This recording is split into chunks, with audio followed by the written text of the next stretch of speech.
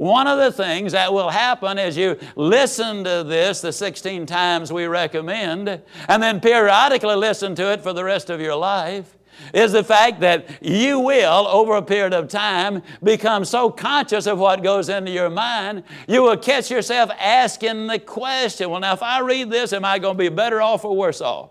If I watch this particular television show or movie, am I really going to be more likely to get the things in life I want, or is it going to be a detriment to me? Yes, what goes in your mind is very, very important. And we have so much negatives. We call them stoplights when in reality they're go lights. They're put there to make traffic go.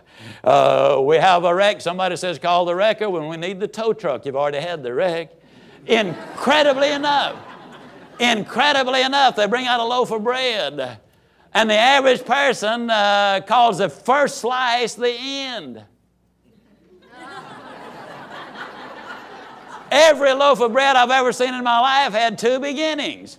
Now, interestingly enough, I challenge you, if you want to have fun, somebody wants directions, send them down to the go light. In a restaurant, ask the waiter or waitress, I'd like the beginning slice of bread. And they're going to look at you like, now there's a weird individual. But I can guarantee you, it will make a difference. The power of the Word can be measured in so many cases, in so many ways. A number of years ago, when the Dallas Times-Herald was in publication here in Dallas, there was an article concerning a study done at the University of Pittsburgh.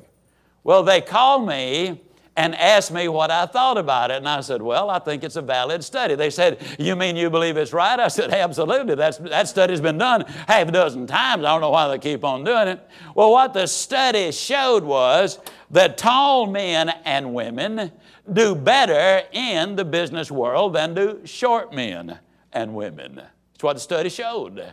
They said, you believe that? Why, certainly I believe it because the data overwhelms it. And let me tell you why that is true. Has nothing whatever to do involving the distance between your heel and your head. I mean, now that's got nothing whatever to do with it. Has nothing to do with the size of the storage place because they basically are all about the same size. Has everything to do with what you put in it. Now, you tell me if you're guilty of this. How many of you have, in this live audience, have ever been lost? I do not mean confused, but I mean you're in a strange neighborhood and you just flat are lost, okay? You know, Donald Boone never was lost, but he was confused once for about a week, okay? Now, you're lost. You don't know whether to go north, south, east, or west, and you see some kids over there playing on the school ground or on the corner or in somebody's yard. And you drive over there or you walk over there and you ask a question. Now, here's my question to you. Which one of the kids do you ask the question? Biggest or tallest? Might be the dumbest kid in town. Might be visiting there. Might be absolutely know nothing about how to get from here to there. But you ask the biggest and the tallest for one very simple reason, lifetime conditioning. How many times have you been guilty of this? Somebody introduces you to their child, and if the child is average or above average in height, you'll say, my, what a fine-looking young man. Or, my, what a fine-looking young woman. Well, what about Shorty? Oh, isn't he cute? Or isn't she cute, you know? Well, I've got a cute little dog at home. And you can have cute puppies. But let me ask you a question. Have you ever seen a cute university president? Or a cute admiral, or a cute general, or a cute CEO of a major corporation? You don't relate greatness with cuteness. You just don't. But that word has been drilled in there. And so when a small person, comes in, a short one, many times that's our attitude towards them, and it permeates them over a period of time. I love what Oliver Wendell Holmes said. Brilliant jurist, brilliant writer, brilliant scientist. Somebody asked him one time, he was 5 feet tall. Judge Holmes, how does it feel to be small in a society where men and women both are taller and bigger than you are? He had a great sense of humor and a lot of wisdom when he said, I feel kind of like a dime must feel when thrown in with a bunch of nickels.